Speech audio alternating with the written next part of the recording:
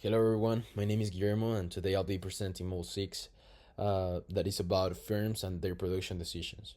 So in this presentation I'll explain how firms decide how much to produce, what happens when they hire more workers, and why productivity eventually begins to slow down. I'll also connect these ideas to a real life business example so we can see how firms use these concepts every day. Alright, so before we talk about production decisions, we need to understand what production means. Production is simply the process of turning resources called inputs into products or services, which are called outputs. Inputs include workers, machines, land, and raw materials. For example, if we own a coffee shop, we need baristas, espresso machines, coffee beans, milk, and cups to make the coffee, right? And well, all of these are inputs, and the coffee sold to the customer is the output. Economists divide production into two time periods. In the short run, at least one input cannot be changed. Usually, the size of the building or the number of the machines stay the same. The business can hire more workers, but it cannot immediately build a larger store. And in the long run, every input can be changed. The company can buy more equipment, move to a larger building, or open new locations. The distinction is important because firms make different decisions depending on how much flexibility they have. This table shows what happens as a company when hire more workers. So the total product tells us how many units the company produces. The marginal product measures how much extra production comes from hiring one additional worker. The average product tells us the average production per worker. At first, hiring another worker increases production significantly. However, after several workers are hired, each new worker contributes less than the previous one.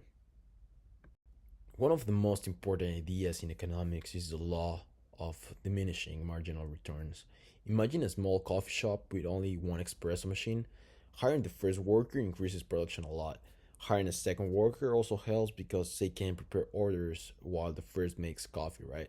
But after hiring several workers, everyone starts waiting to use the same machine. Since the machine is fixed, in the short run, each additional worker produces less extra output. This is exactly what economists call diminishing marginal returns. Businesses use these concepts every day. A restaurant needs enough employees to serve customers quickly. If there are too few workers, service is slow. However, if there are too many workers in a small kitchen, employees begin getting in each other's way. So managers use this production analysis to find the number of workers that maximize productivity before diminishing returns begin. Alright, just to summarize a little bit, remember production is the process of transforming inputs into outputs. In the short run, some resources remain fixed, while in the long run, business can change every input.